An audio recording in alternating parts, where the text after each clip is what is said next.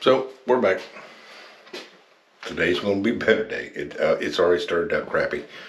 It took me an hour just to get the tub walls at Lowe's. Top shelf, you know what I'm saying? Anyways, so we're gonna go ahead and pull this tub out and do the concrete bed and hook up the drain. And then, yep. And then I gotta meet with the corporate dude regarding the other remodel the other contractor's doing. And then I have a chiropractor appointment at 3, so I might get these walls in before then. We'll see. I'm just getting my back adjusted. You get old, bro. Crap hurts. So before I get started, I just wanted to clarify something real quick for some of you guys. I do this by the hour. Yeah, I'll get a bonus eventually. It's not like, bam, there's my money. They give me a little extra kickback for doing the work versus hiring a contractor. But I'm not doing anything. If I didn't do this, what would I be doing? I'd be sitting at the shop all day because I don't have any work orders today. And the only really work order I have is for a garbage or a microwave and a roof leak. And she's got a backup microwave, so I don't have to get it right now. And then the other work order is for a move-in checklist, and the tenants they're not contacting me back. So therefore, after 3 attempts to contact the tenant, I just delete the work order. I'm not chasing you down over something stupid. But anyways, yeah. So I do this by the hour. For what they pay me, why not? You know? I mean, I don't make a huge amount of money, but I do make good money. Anyways, it ain't about the money, man. It's about the content, you know? So I can show you guys how to do this stuff. Of course, I kind of screwed up yesterday. I turned that water on too quick and messed that all up. Plus, I burnt the freaking cartridge up on the faucet. I'm only human, bro. You know, I don't hide that stuff. I show you when I screw up, I screw up. But anyways, so yeah, today is Thursday for me, Friday for you. So I'm thinking about doing a live stream. I'll put it on the community board and let you know, hey, we're doing a live stream. I'll probably do a live stream tomorrow night, or tonight. For you guys, it's tonight. So be on the lookout for live stream. Cool. Just thought we kind of get caught up and shoot the breeze for a little while. Cool beans, guys. All right, man.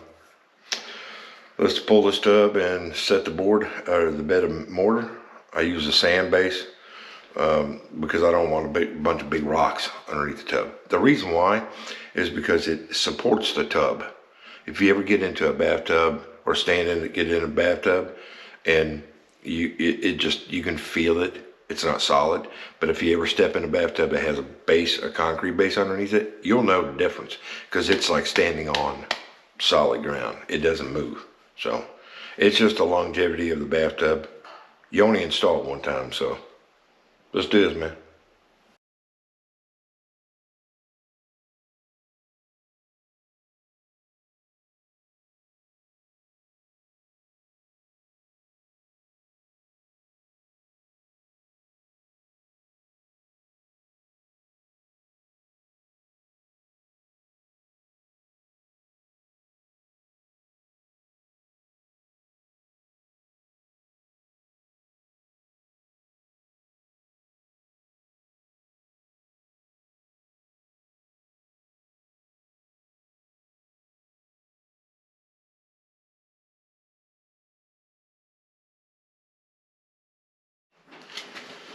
So now we go ahead and set the drain.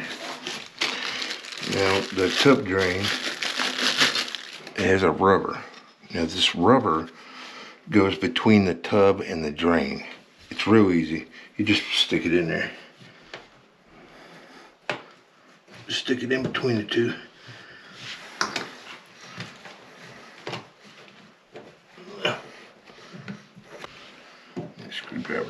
drain down so I can get in there. So it's got a little groove it sets on. Nope, no big deal. I'll take my drain just slightly. There we go. So I'm just gonna line this up the best I can. And then we'll put some plumber's putty. This is putty around here.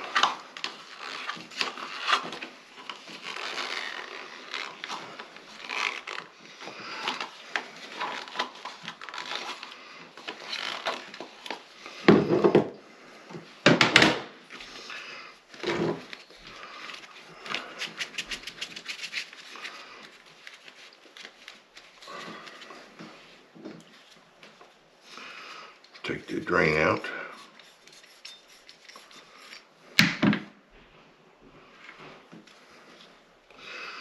Put this big old bead on there. And then just screw it in place. Just gotta be a little patient with it, you don't want to cross thread it. You know what I mean?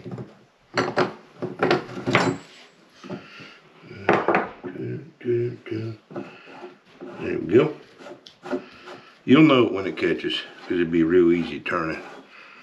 If it's hard, back off.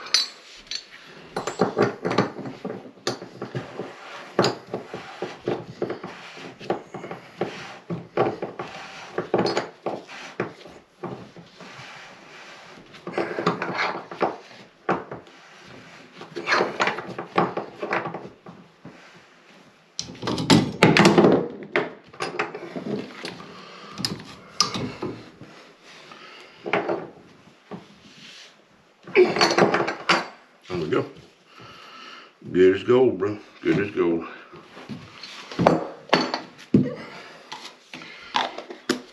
Cool. Now we'll put the overflow on.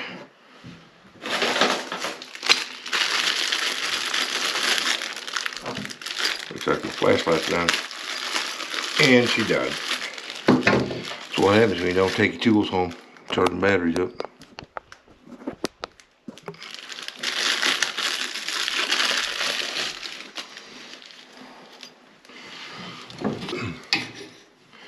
Get the wall out. Anyways, that's kind of funny. So, if you have to, you can stick it down in there. But let me explain this to you real quick. Let me explain this to you. See how it's fat on top and skin on the bottom? The fat part goes on top.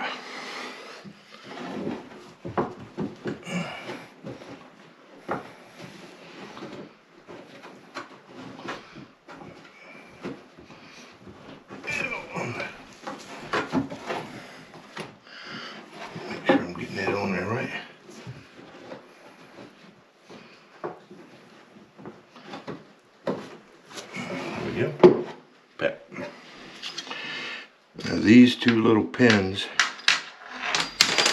these two little clips, they go in the little grooves on the front. And what that does is it helps to keep the drain centered. Of course, it helps you put it in right too. So, because it only goes in one time. It's got a little hook on there. And that just helps to keep the drain centered.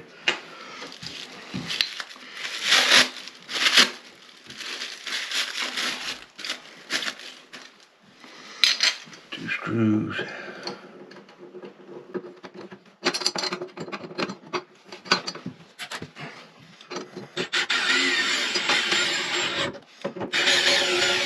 So when you tighten it up, it pinches that rubber, and that's what keeps water from, when the water gets up high, it'll run into the drain. But if that's a bad seal, or there's no seal there at all, it'll just run right down the tub, and then you'll think it's a tub leak or drain leak.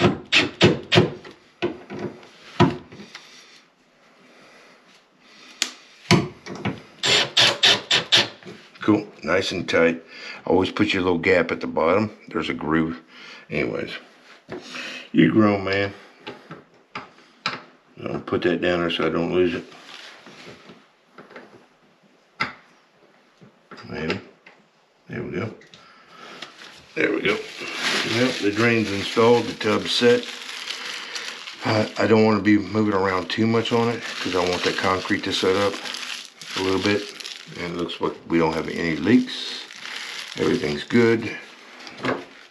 Yeah, yesterday was a bad day for plumbing because I turned the water on before I had that time for that fitting to cool. So what happened was then I had to overheat the pipe in order to get solder in there. It just made for a bad solder. It looks bad, but I don't care. You know what I'm saying? It'll be okay. It doesn't leak. So, cool.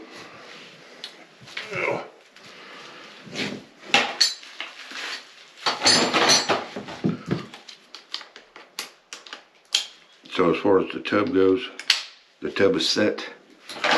I put the anchors on it. It has this little gold-plated brass, whatever anchors. You screw them to the wall and it hooks underneath the tub. And what that does, it's like a hook. And then the top part you bend over. The reason why is because it's like a ledger board, basically, for your tub. Keeps your tub from moving around after it's installed. Cool.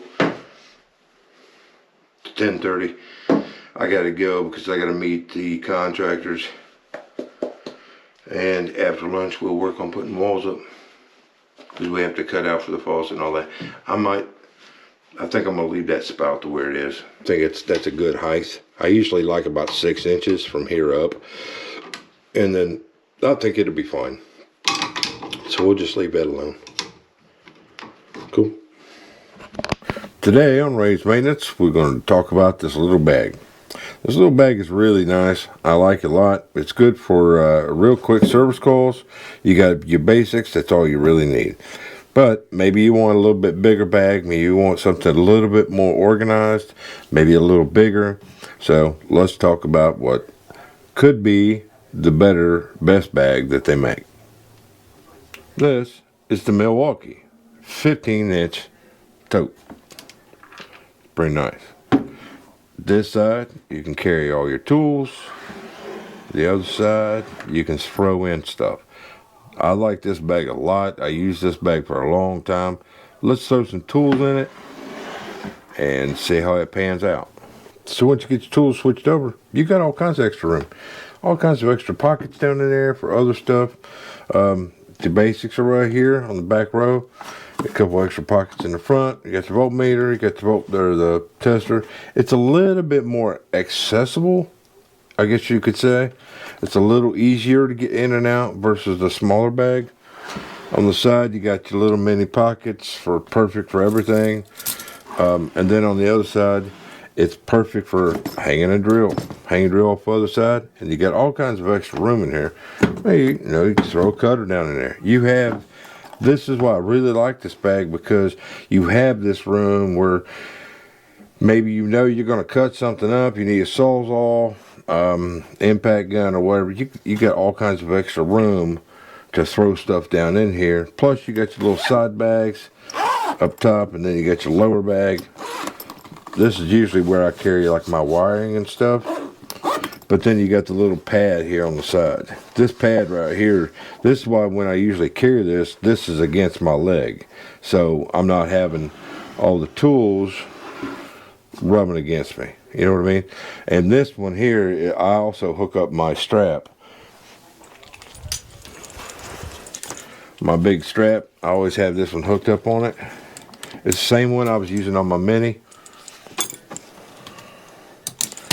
So now I have that big extra padded strap to be able to carry it with. So, and you can pick these up pretty cheap. I think it was called $40 for this one. But this has also got that big pad on it, so it's a little extra something. But so yeah, if you're in the market and you're looking for a tote bag, so this is for carrying a drywall knife. I just throw my screwdriver down in there. But the thing is, when you guys are, considering a tool bag, remember, don't load this thing up with 5,000 tools. The whole point is just get you in and out of a job real quick. But you do have the extra room. But what I normally carry right here is where I put my pipe dope. You know, the little bottle, it'll sit right there. That way I've always got it with me. But so yeah, the little bag is really super nice, but this one just gives you that little extra room, plus you can throw stuff down on this side. So one more super cool thing about this tote is that you can get one, you can get a mini, you can get a thick one or a thin one. This is a thin one, and it'll click right underneath there. Just take the bag, sit it on there, click back. That way, yeah, it just added a bunch of weight to the bag. That's why we got a strap. That way, when you go into a service call, you've always got your little extra bits with you. It's got a little finger, just flip it up on it, right here. Set the bag all the way, and then you got wires, wire nuts, whatever you use. Normally would carry, I also carry, I have a mini that I usually carry. But this one here works pretty good for just your odds and ends. For me, it's usually a wire nut or a screw, wire connector, self tappers, stuff like that. This is for vertical blinds repairs, and that's about it really. A little extra long screws, but yeah, it's just your basics. Carry it around with you, or not. You don't have to. Cool. All right. And I hope this helps you out. You know, make your decision on what kind of tool bag that you think that you may need. Like I said, this is a 15-inch. It does have the tape measure. It's 15-inch bag. These run about $100, so it's a little nicer than the little mini, but to each his own. I just thought I'd share this. Maybe you might be interested in getting a bigger bag like this one versus the little Vito bag. Then again, so I like that because you can just throw it in here. So that's pretty cool. You can just hook your drill on the inside, maybe throw a couple extra batteries in there or whatever you need. So cool. All right, let's get to work. Hey guys, got one more little thing for you. It's a wireless mic. Don't trip. Anyways, I ordered some of those hoodies. I'm gonna have 2 in stock. When they come in, I'll put them in the put them down there. I'll let you know. But I only got 2, limited time edition, and we'll go from there. Cool, Baines? All right, just thought I'd add this to the video. All right, we'll probably see you guys in just a little while, a couple hours maybe, about 9 o'clock. See you, man.